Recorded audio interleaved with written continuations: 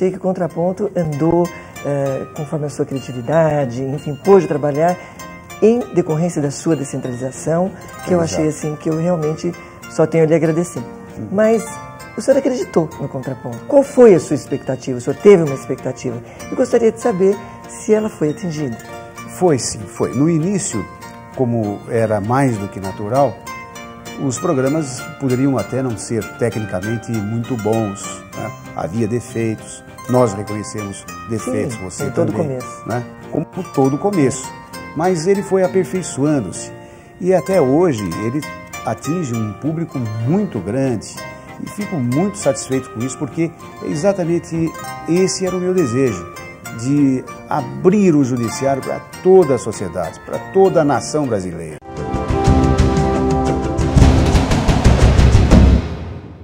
Uma varinha mágica aqui agora, um poder de um milagre. O que o senhor mudaria na cabeça do juiz?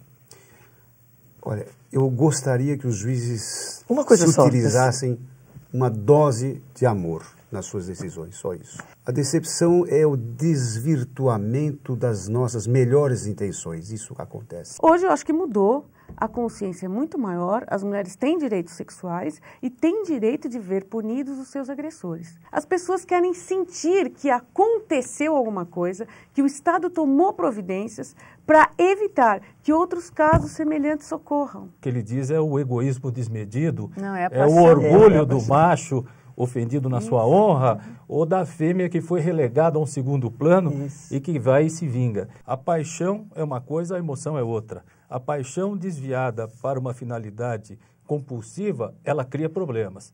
Ela é a paixão deformada. Aquele que pretende ter o domínio da verdade real, aquela que efetivamente acontece, brinca de Deus. Nós não podemos fazer isso. Nós precisamos atuar com a base naquilo que há nos autos. A regra, antes da condenação, é sempre a liberdade. Desvendou, quando é que o senhor aboliu a timidez da sua vida? Porque hoje nós estamos vendo que o senhor não é nada tímido. Não, sempre fui, manter essa mesma timidez de conseguir as coisas indo pelas bordas. Às vezes timidez profissional, né? De conveniência. Hoje não estão sendo verificados cuidados nem para o rico nem para o pobre. A lei está sendo rasgada para ambos. Já aprendeu a lidar no computador? O senhor gosta do computador? Eu, na verdade, estou aprendendo uma coisa. Nunca mais vou lhe fazer confidências. E só há uma motivação para se entrar em escritório de advocacia, qual seja, quando o advogado for o investigado... A liberdade vale uma mentira? O advogado recebe a versão do cliente, a verdade do cliente. Quem vai dizer se a verdade preponderante é do cliente ou é a verdade do acusador ou da parte contrária no cível é o magistrado. Agora, se a liberdade vale uma mentira, se a própria Constituição assegura ao investigado o direito de mentir, é claro que a liberdade, em determinadas circunstâncias, pode valer uma mentira sob o ponto de vista do investigado, do imputado. Para o público, olha, no momento eu não consigo me recordar de alguma. Eu não quero comprometer o meu irmão. Tá bom. Eu acho que quando a pessoa chega no fundo do poço da dor, né, ela tem uma única opção, que é viver. E essa opção é muito clara no povo timorense. Eu gostaria muito de trabalhar na Amazônia. E a senhora iria também, doutora Iria Flávia? junto. Vamos juntas. A democracia requer a maioria e a minoria. E a minoria há de ser maioria um dia. O ser humano tem a capacidade única de se reconstruir. Quer dizer, o ser humano é um início e é o iniciador o tempo todo. O senhor sofreu muitas ameaças no caso de Santo André. De quem o senhor sofreu ameaças? Eu sofri ameaças das mais diversas, sempre anônimas. Inclusive da esposa. Inclusive da esposa. E sofri muitas pressões, muitas pressões. Do seu ofício, quando assiste ao Tricolor, liga para o Milton Neves, briga por quem bateu o pênalti, não foi o Rogério Ceni, aí o senhor entra na linha e briga e tal, ou quando o senhor sai voando na sua Harley Davidson? Você fez uma pesquisa boa, Cacilda. Sim. Na verdade, eu gosto muito de futebol e nesses momentos de futebol, de motociclismo, são coisas que eu gosto de fazer. Eu acho que o ser humano tem que se dedicar um pouco ao lazer. O judiciário tem correspondido às expectativas do Ministério Público no que tange ao combate à corrupção? Há juízes excepcionais. Eu lembro sempre deles para responder essa pergunta. Passei muitas noites em claro por conta do Ministério Público. Muitas. Teve essa discussão recente aí, se o Ministério teria poderes instrutórios, poderes investigatórios, mas eu acho que é da natureza do Ministério Público. Eu fui promotor também e lembro o seguinte, se você pode, eventualmente, oferecer uma denúncia com base em elementos que você colhe, às vezes no gabinete, ouvindo uma pessoa que vem trazer um fato, e eventualmente, portanto, não é indispensável o inquérito policial, não é indispensável a colaboração direta da polícia na investigação, nada impede que o Ministério Público tenha poderes investigatórios, porque considerar que o Ministério Público é parte, sim, o Ministério Público é parte no processo penal, ele é autor da ação penal, ele, portanto, tem condições de investigar e produzir os seus elementos de convicção, porque ele tem independência para tanto, ele é justamente o custos legis, o dono da ação penal, porque ele é o defensor maior da sociedade. O grande problema não é na leniência do judiciário, o grande problema é que as penalidades são brandas. Um fato que lhe traz saudade. Os meus filhos, numa idade em que já estão podia colocá-los no colo. Entre orgulho e paixão, quem ganha? A paixão. Entre ódio e perdão? Perdão. Que sentença o senhor daria a si próprio? A sentença, quanto à minha atuação, eu gosto da vida que levo. A súmula vinculante. Não vê com bons olhos? Não vejo porque não consigo perceber o juiz amarrado como um verdadeiro batedor de carimbos. A política a ser desenvolvida pelo juiz é a política institucional. E certa feita eu recebi um rapaz, e esse rapaz eu procurei saber o que ele pretendia e queria me vender à época o Boi Gordo, aquele programa do Boi Gordo, né? E eu disse a ele simplesmente que a época para a magistratura era de vacas magras. Mas precisamos compreender também que todo acusado, por pior que seja a imputação, ele precisa de um defensor. E às vezes nós não somos compreendidos. Não somos compreendidos pela imprensa, não somos compreendidos pela própria sociedade. E não somos compreendidos principalmente pela parte sucumbente, a parte que perde. Talvez pela síndrome da perseguição, algum dos secretários dorme com pijama laranja? Não, nenhum deles. Laranja? É. Não, isso é muito mau gosto. O Marcelo tem cara de quem dorme com pijama laranja. Doutor Saulo, quando o senhor laranja briga... é melhor que rosa, né, Saulo? Eu sou São Paulino. Isso eu já sei. A piada é por causa disso. Mas tá é assim, uma ponta de inveja. Pode arroz. É uma ponta de inveja para quem dominou as Américas. Aqui em São Paulo, a idade e o desejo ao patrimônio. É o roubo, o ladrão. 18 a 23 anos, quer ter as coisas. É medido pelo que tem, não pelo que é. Ele quer a marca, o tênis e tal. E é esse que é o crime que deixa a cidade com a sensação de insegurança exacerbada. Cabendo a prisão, o simbolismo da prisão, como disse o Saulo, é a algema e a grade. Quer dizer, o indivíduo está preso, porque senão como é que nós vamos fazer essa distinção?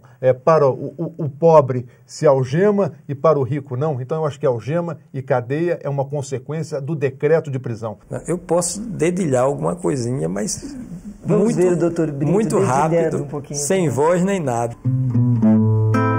Você era mais bonita das cabrochas dessa aula. Você era a favorita, onde eu era o mestre-sala.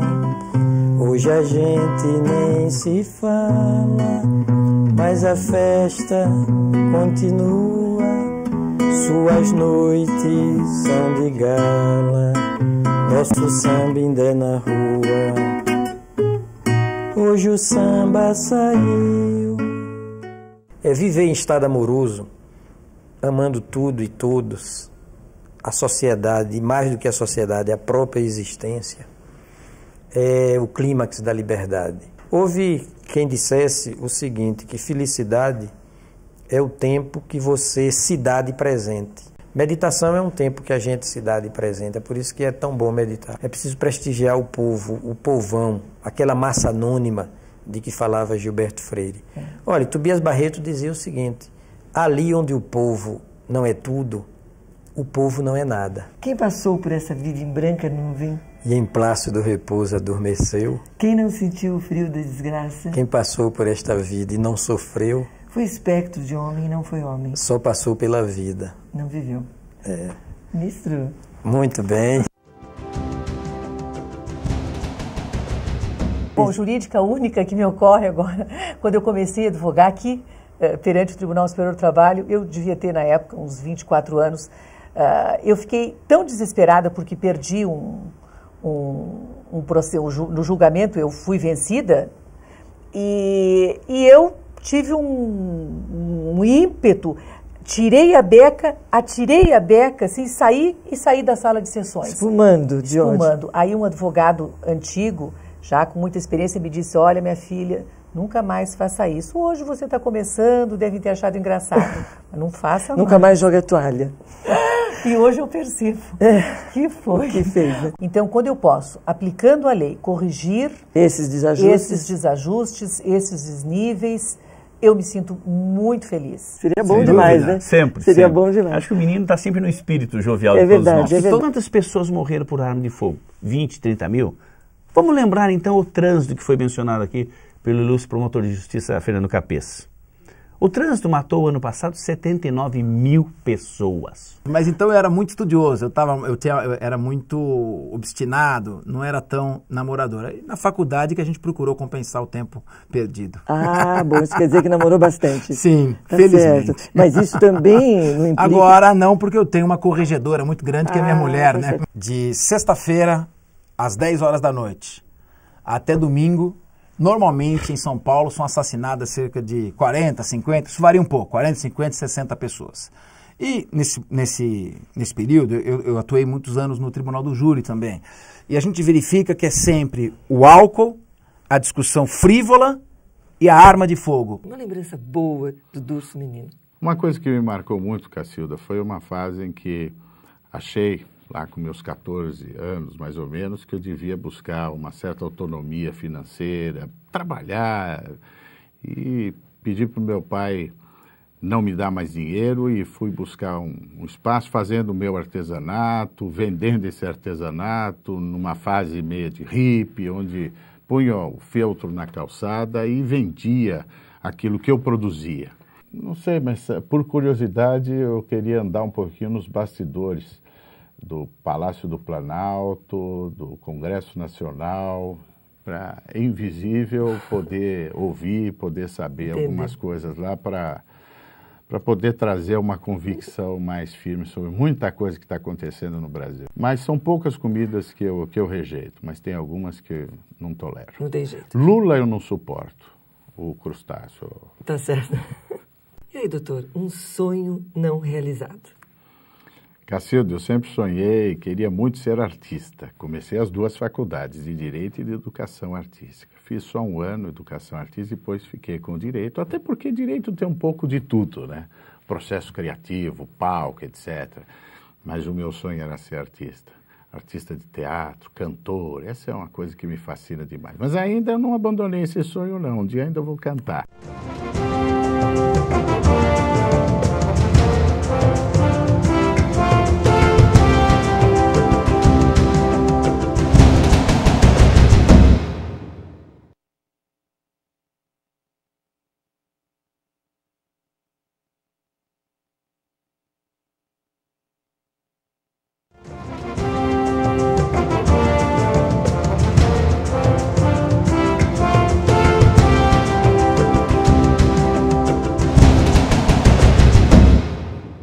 Veja, Cacilda, sob certas óticas, nós já somos um dos países mais seguros do mundo. Nós temos um problema de criminalidade comum violenta, mas pouquíssimos países lá fora podem se orgulhar de gastar tão pouco dinheiro público com segurança de dignitários, por exemplo. Eu nunca busquei nada na vida, Cacilda. Nunca estabeleci objetivos e deixei que as coisas acontecessem com naturalidade.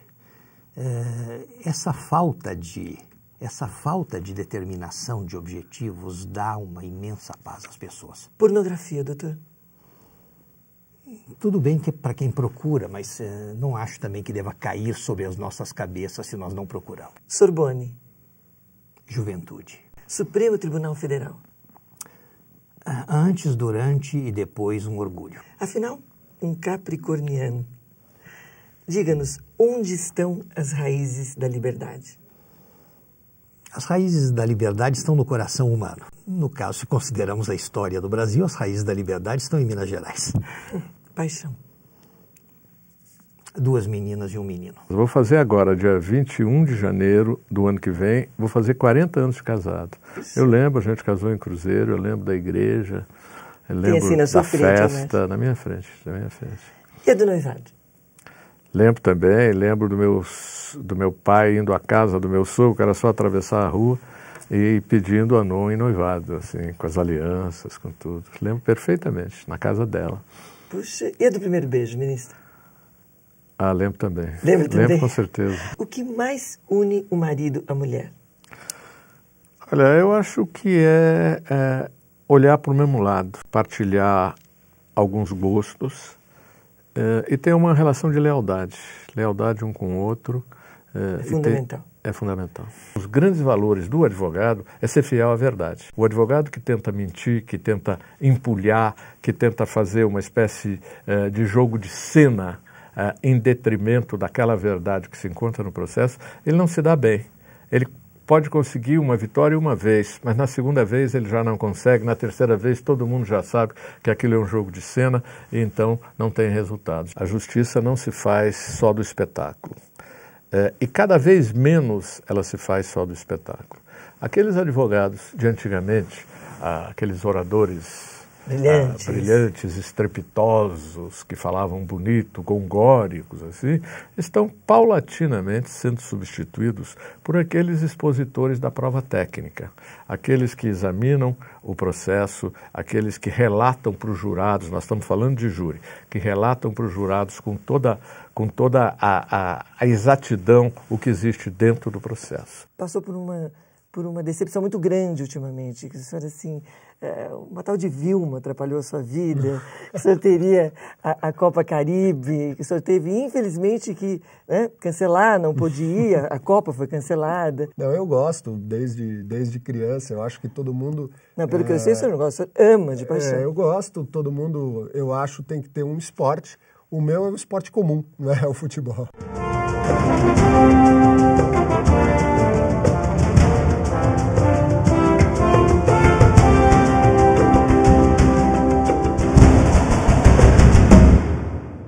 Eu diria que é o fato de se ter criado um órgão com uma composição absolutamente plural, responsável por um planejamento estratégico unificado.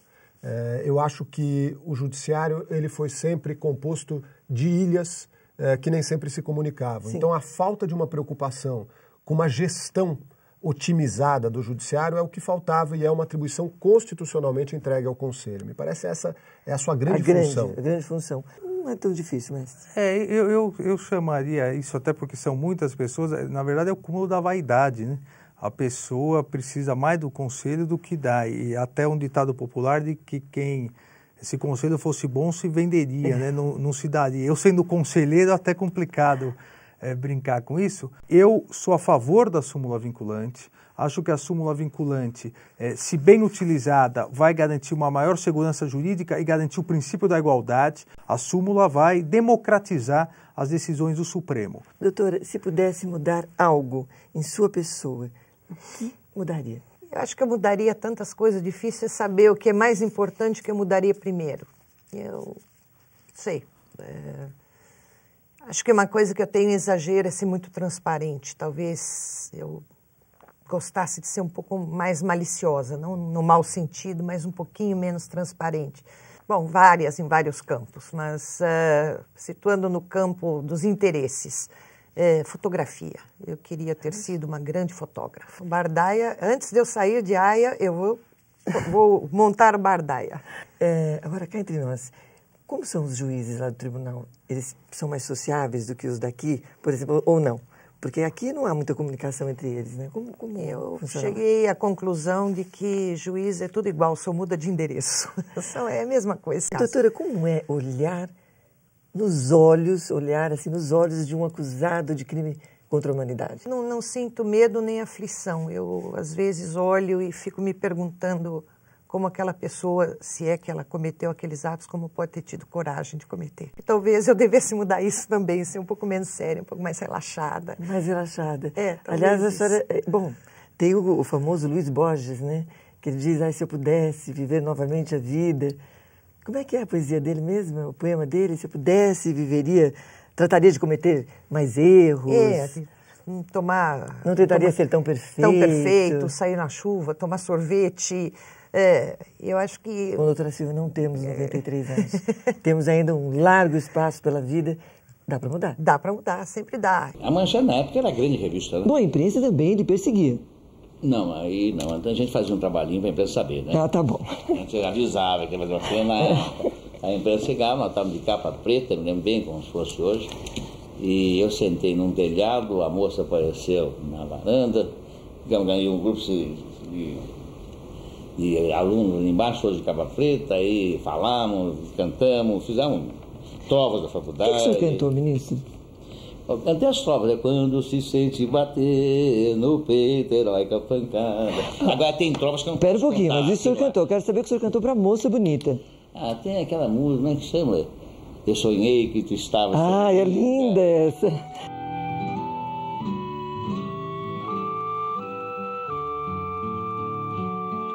Essa é linda. Olha, se eu fizer um paralelo a esse conselho com o conselho que existe, que está funcionando, que é o Conselho Nacional de Justiça, eu teria que me opor.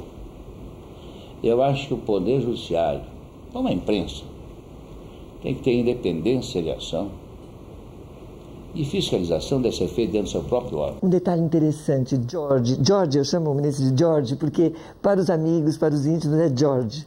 Desculpe. O ministro, é o seguinte, ela me contou, a desembargadora, que o senhor é expert no idioma papiamento. Isso eu sou perfeito. Perfeito! Porque ela fala muito bem o inglês, o francês, o italiano, e eu não, né? Então eu vou para viajar, quando a gente sai para viajar, eu começo a falar, de repente eu ponho uma palavra em italiano, outra em francês, outra em português, outra em espanhol, entendeu? Eu faço um papiamento. Uma frase, ministro, diga para nós uma frase em papiamento. Por favor, ministro, uma frase em papiamento. Uma mensagem para o telespectador em papiamento. Por favor, give me my recado. Eu queria ser um cachorro. Eu queria ser um cachorro labrador. Que assim, para poder ficar mais próximo dos meus cachorros. A vida tem que ser vivida, tem que ser experimentada. É preciso ousar. Eu digo sempre uma frase que é uma lástima que seja minha, porque se ela não fosse minha, ela seria uma frase até repetida. Mas a frase é minha. Eu digo, não merece o privilégio de viver o seu tempo quem não é capaz de ousar. É perfeitamente possível construir continuamente, reconstruir, tecer e retecer a esperança. Mas não faz absolutamente mal nenhum. E ninguém precisa se afirmar. Essa maneira estúpida do sujeito querer se afirmar, tirando um crucifixo, poderia dedicar essa sua força a tirar uma série de coisas ruins que existem por aí. E que querem permanecer. Tirar a tristeza das crianças, por exemplo. Eu acho que é um risco não existir plenamente a liberdade de imprensa, sobretudo quando se considere que essa liberdade é em benefício do povo, ainda que seja doído às vezes, porque a injustiça sempre dói. Explique-se, doutor. Bom, se era numa sexta-feira e se ele tinha, vamos dizer, crença nas religiões baianas, eu até está plenamente justificado. Né? Agora, eu acredito que o fato de ter sido vindo tudo de branco pode impressionar, né, a banca, no sentido... Às vezes ele errou, estava pensando que estava num concurso para medicina, médico, alguma coisa assim. Mas eu acho que esse fato, são fatos que não chegam a ser decisivos, mas são fatos que influenciam positivamente. O que os cursinhos pregam em relação a protótipo é apenas para impressionar num primeiro momento. Claro que eu não acho que o fato da pessoa ir toda de branco seja o fator fundamental para ela ser reprovada. Agora, que deve ter pesado, pesou.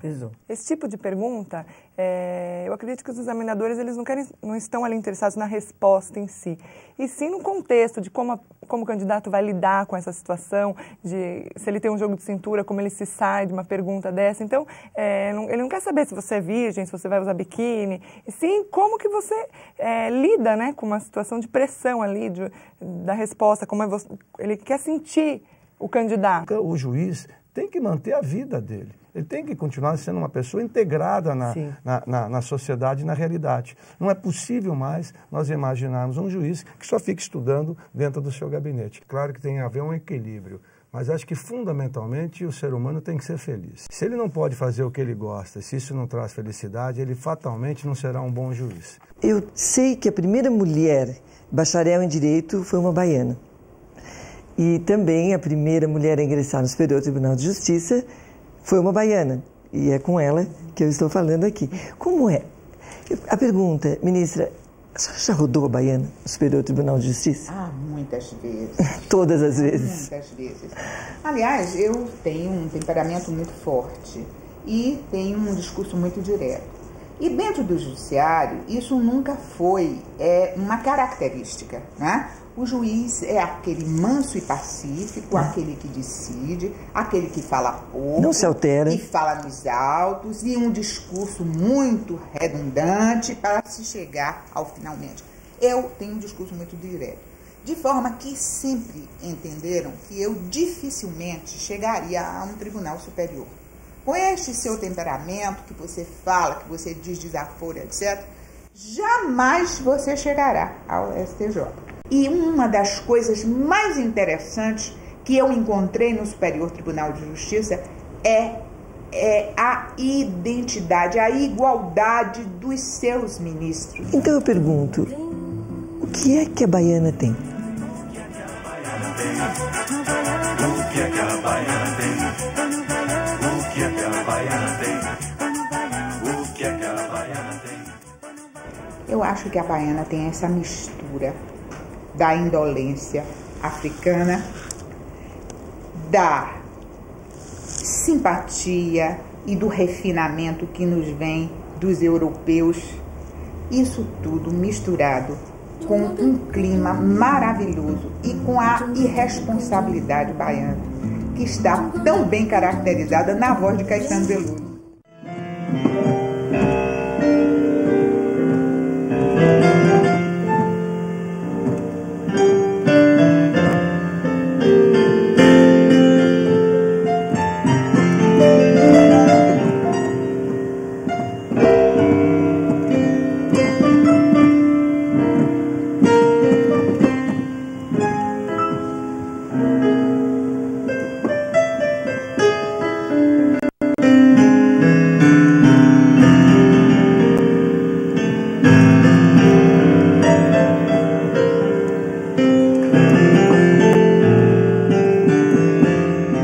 E à nação brasileira eu quero deixar o meu abraço de coração em nome de todos os juízes de São Paulo, a este povo maravilhoso que é o povo brasileiro.